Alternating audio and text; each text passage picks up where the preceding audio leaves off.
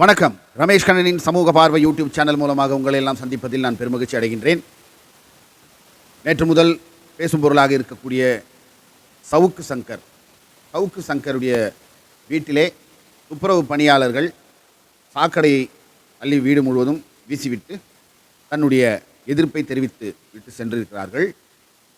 இதற்கு சவுக்கு சங்கர் இதற்கு முன்னாலே அவர் பேசிய ஒரு வீடியோ, அதை தான் மையமாக வைத்து இந்த சம்பவம் நடந்திருக்கிறது என்று அனைவருக்கும் தெரியும்.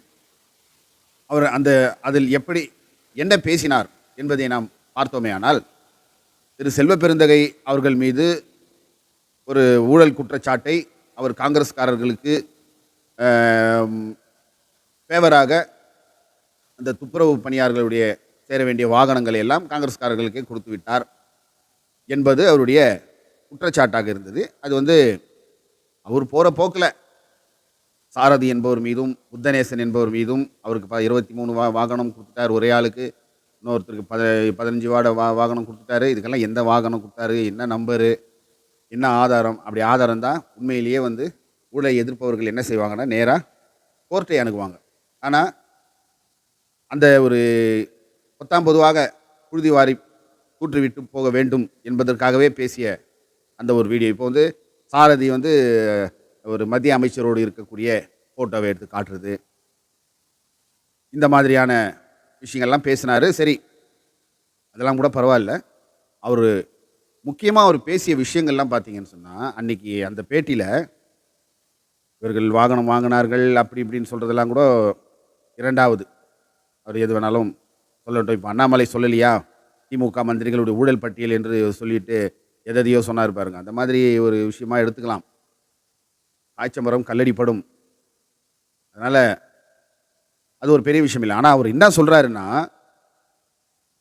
இப்போது ஒரு வாடகைக்கு ஒரு துப்புரவு பணியாளர் அவர் பேர் மட்டும் கொடுத்து ஒரு அவருடைய கையெழுத்து மட்டும் வாங்கிட்டு அவர் பேரில் அந்த வாகனத்தை வாங்கிடலாமா, வாங்கிட்டு அதை அவருக்கு ஆப்ரேட் பண்ண தெரியாது, அந்த நாலேஜ் அவங்களுக்கு கிடையாது, அவங்களால முடியாது.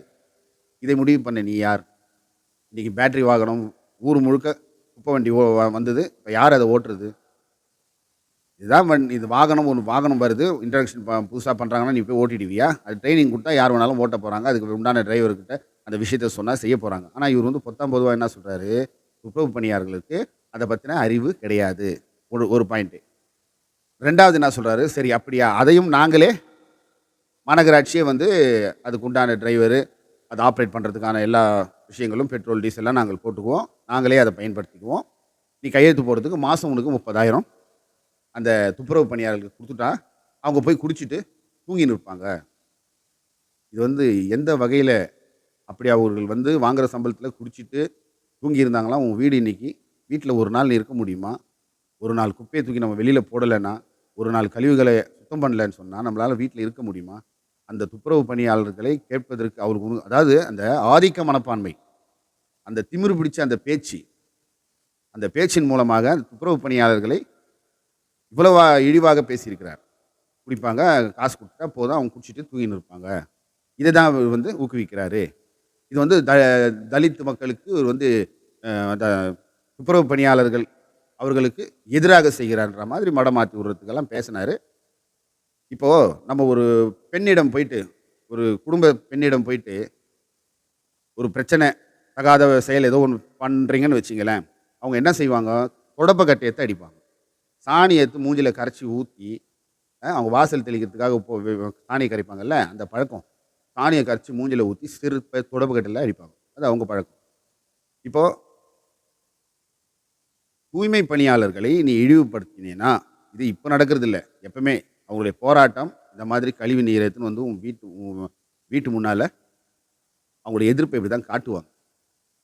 நீயா செல்வ பெருந்தகை பேரை சொல்லி நீ ஒரு வீடியோ போடுவ, அதற்கு மாநகராட்சி தூய்மை பணியாளர்கள் கோவப்பட்டு உன் வீட்டை கழிவு நீரை உன் வீட்டில் ஊற்றிட்டு போகிறாங்க. இதுக்கும் நீ செல்வ பெருந்தகை இழுப்பேன்னு சொன்னால், இது உண்மையிலேயே உன்னுடைய அந்த காழ்ப்புணர்ச்சி தான் நல்லா தெரியுது. அது மாநகராட்சி ஊழியர்களா இல்லை இதெல்லாம் கூட இன்னும் தெளிவாக வரவில்லை. அவர்கள் இழிவாக பேசினா அவர்களுடைய எதிர்ப்பை இப்படி தான் காட்டுவாங்க. அவன் நீ கூட ஒன்றும் இல்லை, நம்ம தெருவில் குப்பை வர தூய்மை பணியாளர்களை வந்து எதனா ஒன்று அவங்கள ரொம்ப கான்ட்ரவர்சியாக வச்சிங்கன்னா உன் வீட்டு மேலே குப்பையை எதுவும் கொட்டிட்டு அள்ளிக்கடான்னு உன் வீட்டு குப்பையே கொட்டிடுவாங்க. என்ன பண்ண முடியும்? அதனால் இவர் இது மட்டும் கிடையாது.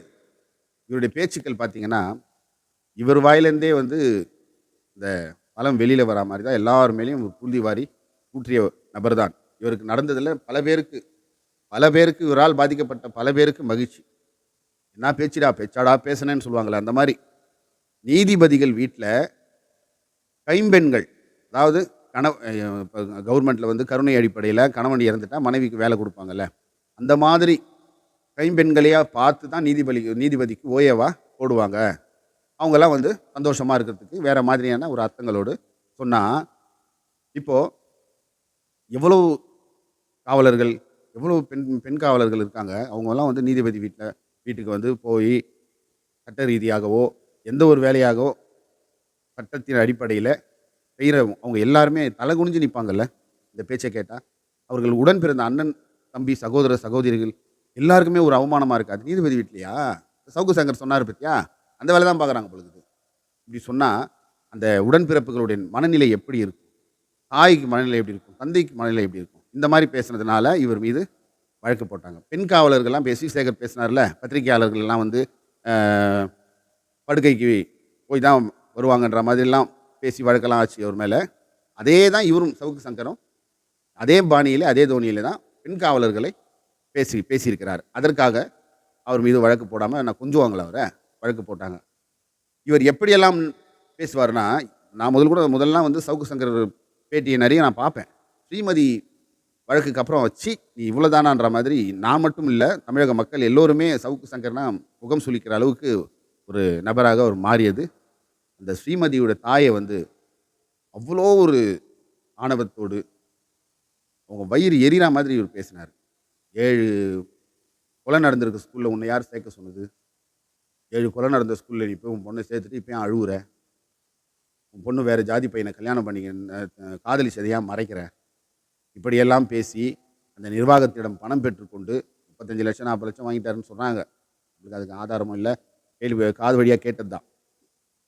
ஆனால் அவருடைய பேச்சு வந்து அப்படியான இவர் பேசியிருப்பார் அப்படின்னு நம்மளையே நம்ப வைக்கக்கூடிய பேச்சுக்களாக தான் இருந்தது. அதுலேயும் ரொம்ப கொடுமை என்னன்னா, இவர் வந்து வேங்கை வயலில் நடந்ததை விட 10 மடங்கு இவருக்கு நடந்துச்சான். உன்னை வந்து டேங்கில் வந்து யாருக்கும் தெரியாமல் மலத்தை போட்டுட்டு ஒரு 10 நாள் குடிக்க வச்சாங்களா உன்னை? நீ வெளியே ஓடியாந்துட்ட, வீட்டை சுற்றி கொட்டியிருக்காங்க, அவங்க எதிர்ப்பை தெரிவிக்கிறதுக்கு கொட்டியிருக்கிறாங்க, அவ்வளோதான். அதுவும் வேங்கை வயல் சம்பவமும் உனக்கு ஒன்றா? அதுவும் அதை விட அதுவே மேலாம். நீ யார் அதை முடிவு பண்ணுவதுக்கு? ஒரு ஊரே தண்ணி குடிக்கிற ஒரு தொட்டியில் வந்து கலந்துருக்குறாங்க, அதை தெரியாமல் அவங்கெல்லாம் குடிச்சு நின்றுருக்காங்க எத்தனை நாள். அதில் எத்தனை குழந்தைகள் பாதிக்கப்பட்டுக்குது, உடல்நலம் குன்றி இருக்கிறாங்க. அதுக்கப்புறம் தான் கண்டுபிடிக்கிறாங்க. அந்த சம்பவமும் இவருக்கு நடந்தது வந்து 10 மடங்கு அதை விட அதுவே மேலாம். இதெல்லாம் என்ன வகையான பேச்சு? இவர் பேசியிருக்கிறது எல்லாருக்கும் வந்து இந்த வயிற்றெரிச்சலை அதிகப்படுத்தும்படியான பேச்சுக்கள் தான். இன்று எல்லோரும் வந்து அந்த நபர்கள் எல்லாம் வந்து இவனுக்கு இன்னும் இருக்குடா, இந்த தாயோட சாபம், ஸ்ரீமதியோட அம்மாவோட சாபம் சும்மா விடாது. எல்லாமே பக்கத்தில் இருந்து பார்த்தா மாதிரி போகிற போக்கில் யார் மேலே வேணாலும் இவர் புழுதி வாரி தூவிட்டு போயிட்டே இருப்பார். ஏன் திருமாவளவன் வந்து இவர் என்ன சொன்னார்? மொத்த தலித்துகளையும் 1-2 சீட்டுக்காக எடுத்து போய் அடமானம் வச்சு தலித் விரோதியினர் திருமாவளவன். இவர் வாயிலேருந்து வராத கேவலமான விஷயங்களே இல்லை. எல்லாரையும் வந்து இஷ்டத்துக்கு பேசிட்டாரு. அரசன் நன்று கொன்றாலும் தெய்வம் நின்று கொள்ளும் சொல்லுவாங்கல்ல. உனக்கு இப்போ நடந்திருக்கும் போது ஐயோ எம்மான்னு ஒப்பாரி வச்சுட்டு இப்போ வந்து சவுக்கு மீடியாவே இவர் மூடுறாராம். ரொம்ப நாட்டுக்கு ரொம்ப நஷ்டம். இவர் அந்த மீடியாவை மூட்ட உடனே நாட்டில் வந்து மழை பெய்ய போகிறதில்ல, விவசாயிகளுக்கெல்லாம் விளைய போகிறதில்ல, அப்படியே நாட்டில் பயங்கர நஷ்டம் வரப்போகுது. நல்ல விஷயம், மூடிட்டு வேறு வேலை இருந்தால் போய் பாரு. போலீஸில் உனக்கு வேலை கொடுத்ததுக்கே போலீஸ் டிபார்ட்மெண்ட்டே இன்னைக்கு ஏன்டா இவனெல்லாம் உள்ளே சேர்த்துன்ற மாதிரி வேதனைப்பட்டுருக்கு. அதனால் இப்போது இந்த விஷயத்தில் வந்து செல்வ பெருந்தகை இழுக்கிறது ஒரு தவறு. அதிகம் மீறி கமிஷனரை வலிக்கிறார். அருண்குமார் இதில் வந்து சம்மந்தப்பட்டிருக்கிறாரு. ஏன்னா இவர் வந்து இன்டர்நேஷ்னல் லெவலில் இவர் வந்து பெரிய தியாகி. இவரை தொட்டால் வந்து ட்ரம்ப் வந்து ஃபோன் அடிப்பார் இவருக்காக. அதனால் இவர் ரேஞ்ச் எல்லாம் பார்த்தீங்கன்னா கமிஷனரு இவங்க எல்லாம் இன்வால்வ் ஆகி தான் இவர் வந்து இந்த விஷயத்த பண்ண வச்சாங்கன்னு சொன்ன மாதிரி இவர் ஒரு சீனை கிரியேட் பண்ணியிருக்கிறார். வீட்டாண்ட ஒருத்தன் இருப்பான். அப்படின்னா எனக்கே வயசு அப்போ வந்து ஒரு 12 இருக்கும். அவனுக்கு ஒரு 15, 16 வயசு இருக்கும். பேரு பீலா பாபுன்னு சொல்லுவாங்க. அவன் அப்போ வந்து ஒரு கதைய சொன்னானாம். 1 வாரம் தூங்கல. யாரையோ வந்து போய் அடிச்சுட்டு வந்துட்டானாம். போலீஸுக்கு ஒரு பக்கம், இந்த பக்கம்னா தேடி அங்கேருந்து தப்பிச்சுன்னு போனானா, பார்த்தா மிலிட்ரி சுத்தி போட்டுடுச்சான். கன்னெல்லாம் எடுத்துன்னு வந்துட்டாங்களாம் மிலிட்ரி. அந்த வயசுல ஆன்னு கேட்டு. எதுக்குன்னா, அவர் வந்து ரவுடியா ஃபார்ம் ஆவணுன்ற ஒரு ஐடியால இந்த மாரிலாம் அந்த மாரி இது இவரு குடுக்குற பில்டப். கமிஷனர் தலையிட்டு, இவர வந்து கமிஷனரு, முதலமைச்சர் ஸ்டாலின், உதயநிதி, செல்வ பெருந்தகை இவங்கெல்லாம் சேர்ந்து இவர வந்து ஒழிக்கணும். ஏன்னா, இவருடைய அப்படியே அப்படியே தீப்பொறி பறக்கிற மாரி இவருடைய பேச்ச தாங்கிக்க முடியாம, இந்த மாதிரிலாம் செய்றாங்க அப்படின்னு சொல்லி பில்டப் குடுக்குறாரு. அதெல்லாம் ஒண்ணும் கிடையாது. நீ பண்ண வேலைக்கு உனக்கு பதில் கிடைச்சிருக்குது. அத நான் வந்து சவுக்கு சங்கர் வீட்ல பூந்து இந்த மாரிலாம் பண்ணதை நான் ஆதரிக்கவில்லை. ஆனால், அந்த மக்களை, துப்புரவு பணியாளர்களை நீ கொச்சைப்படுத்தினால், அவர்களுடைய எதிர்ப்பை ஆ இப்போ இல்ல, புதுதல்ல. அவர்கள் பல போராட்டங்கள் மாநகராட்சி இது முன்னாலேயே இந்த மாரி போராட்டம்லாம் நடத்தியிருக்காங்க. எல்லாம் வரலாறுகள் இருக்கு. உன் வீட்டு முன்னால அத பண்ணியிருக்கிறாங்க. அவ்வளோதான் விஷயம். நீ பேசினதுக்கு அவங்களுடைய எதிர்ப்ப காமிச்சிருக்கிறாங்க. அவ்வளோதான். இதுக்கு வந்து எல்லாரையும் போட்டு வலிச்சுன்னு, அப்படியே சீன் கிரியேட் பண்ணிக்கின்னு, நான் வந்து மீடியாவ இதுக்கு மேல என் தாயார் கம்ப்ளைண்ட் குடுத்து எடுக்கல. எப்படி எடுப்பாங்க? அவங்க தூய்மை பணியாளர்கள். அவங்க யாரு? என்ன? அவங்களுடைய அவங்களுடைய அதாவது இவரு சொல்லியிருக்கிறாரு. புத்தர் என்ன சொல்லியிருக்காரு? "ஒருவன் ஒரு கண் குத்தப்பட்டு உன்னிடம் நீதி கேட்டாலும், குத்தியவனையும் விசாரிக்கணும். ஒருவேளை அவன் 2 கண்கள் குத்தப்பட்டிருப்பான்." அப்படின்னு சொல்லியிருக்கிறார்ல. அந்த மாதிரி எல்லாத்தையும் விசாரிச்சுட்டு தான் போடுவாங்க வழக்கு. போடாமலாம் விடமாட்டாங்க. அது வழக்கு போடுறதுக்கு முகாந்திரம் இருக்கா? இல்ல வந்து அதுவும் ஜனநாயக முறைப்படி தான் செஞ்சாங்களா? ஏன்னா, எனக்கு வீட்ட வந்து போலீஸ்காரங்க உடைச்சாங்கன்னு சொல்றீங்க. அந்த கேஸ்க்கு வந்து அந்த உடைச்ச கதவு அப்படியே தான் இருக்குதுன்னு சொல்றீங்க. அத கூட இவங்க மேல வைக்கலாம். ஏன் எங்களுக்கு வந்து ஒரு ஒரு பெரிய சந்தேகம் கூட இருக்கிறது. நீங்க பேசுற உங்க பாணியிலேயே. அதாவது நீங்க வந்து எல்லாத்தையும் சொல்லுவீங்கல்ல. ஏன் 7 கொலை நடந்த ஒரு ஸ்கூல்ல நீங்க உங்க பொண்ண எடுத்துன்னு போய் சேர்த்தீங்களா? ஏன் சேர்த்தீங்க? இப்ப ஏன் அழுவுறீங்க? அப்படின்னு கேட்டீங்கல்ல. அந்த மாரி நாங்க உங்கள கேட்குறோம். ஏன் இப்போ வந்து விஜய்க்கு பாதுகாப்பு குடுத்துருக்காங்க. அண்ணாமலைக்கு வந்து கன் ஏந்திய போலீஸ் வருது. பாதுகாப்புக்காக நெறைய சங்கிகள் வந்து இந்த முயற்சிலாம் பண்ணிக்கிறாங்க. அவங்களே வந்து அவங்க வீட்டாண்ட பாம்பு வெடிச்சுக்கின்னு, அ அந்த பாதுகாப்பு வாங்குறதுக்காக கார எரிச்சுட்டு, இந்த மாரிலாம் சங்கிங்க பண்ணியிருக்காங்கல்ல. பிஜேபிய சேர்ந்த சங்கிகள். நீங்க இப்ப வந்து அந்த அந்த ரூட்ல தானே போறீங்க. நீங்க சீமான்லாம் வந்து சங்கிகளுடைய விடுற அம்புகளாக தானே மாறுறீங்க. எங்களுக்கு இப்படி ஒரு சந்தேகம் வருது. நீங்கள் ஏன் சுய விளம்பரத்திற்காக அந்த பாதுகாப்பை நம்மளும் பெறணும். அ இப்ப சீமானுக்கு கூட அந்த மாரி பாதுகாப்பு குடுக்க போறதா சொல்லிட்டு கொண்டிருக்கிறார்கள். ஏன் நாங்க வந்து அத நினைக்கக்கூடாது? நீங்க அந்த பாதுகாப்பு பெறுவதற்காக இந்த மாரி நீங்களே சீன் கிரியேட் பண்ணியிருக்கிறீங்க. அப்படின்னு நாங்க ஏன் நினைக்கக்கூடாது? ஆகையால் நாம வந்து மக்களுக்கு நியூஸ் சொல்ல வேண்டியது தான். நடந்ததை சொல்லணும். இது நடந்தது. இது உண்மை. இல்ல அது பொய்யி. அப்படின்னு சொல்லணும். பாதிக்கப்பட்டவங்களுக்கு நிக்கணும். நியாயத்த பேசணும். நியாயத்துக்காக குரல் குடுக்கணும். அத விட்டுட்டு ஒரு சம்பவம் நடந்துச்சுன்னா பாதிக்கப்பட்டவங்களுக்கு எதிரா காவலாளர் இப்போ போலீஸ் வந்து ஒரு ஒரு ஒரு இடத்துல வந்து குரல் இல்லாதவங்கள போட்டு அடிச்சாங்கன்னா, "உங்களுக்கெல்லாம் அப்படிதான் வேணும். உங்களுக்கெல்லாம் அறிவே இல்ல. உங்களால அதெல்லாம் முடியவே முடியாது." அத முடிவு பண்றதுக்கு நீ யார்? பாதிக்கப்பட்டவங்க பக்கம் நிக்கணும்.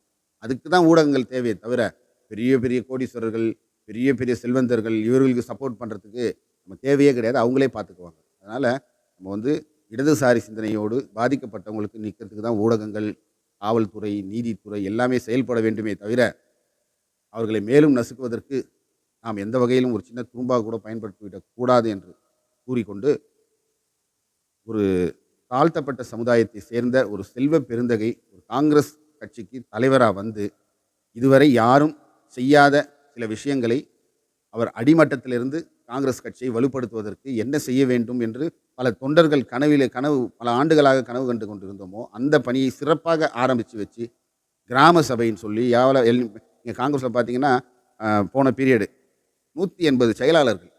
அவர்கள்லாம் யார் என்றே தெரியாது. வரவங்க, போறவங்க எல்லாருக்கும் போட்டு அவங்க வாங்கின்னு போனவங்க அன்னைக்கு, அவங்க ஊர்ல விசிட்டிங் கார்ட வச்சு யூஸ் பண்ணி சுத்தியிருந்தாங்களே தவிர, பல பேர் ஏன் 80, 90% பேரு திரும்பி கட்சி ஆஃபீஸ்க்கு வராதவங்க. யாருன்னே தெரியல. அப்படியெல்லாம் பதவி போட்டு கட்சியை வந்து அங்கங்கே வந்து அவங்கவுங்க கையில் வச்சுக்கின்னு வேற யாரையும் உள்ளே வராமல் கட்சியை வெளியே கொண்டு வராமல் பெரிய பழம்பெரும் கட்சி, இந்த தேசத்துக்கு சுதந்திரம் வாங்கி கொடுத்த கட்சி, அந்த கட்சியை வந்து வளர விடாமல் பார்த்து கொண்டிருந்தவர்களை எல்லாரும் இன்னைக்கு அடிமட்டத்தில் போய் பேஸ்மெண்ட்டை வளர்த்து கிராம சபையை போய் கீழ்மட்டத்தில் போய் வட்ட லெவலில் போய் பாலிடிக்ஸ் பண்ணி அங்கே ஆட்களை போட்டு எல்லா கட்டமைப்புகளையும் நிரப்ப சொல்லி அந்த வேலையை ஜரூராக செய்து கொண்டு இருக்கக்கூடிய இந்த வேலையிலே அதை செய்ய முடியாதவர்கள் எல்லாரும் சேர்ந்து அவர் மேலே வந்து வன்மத்தை கக்குறாங்க.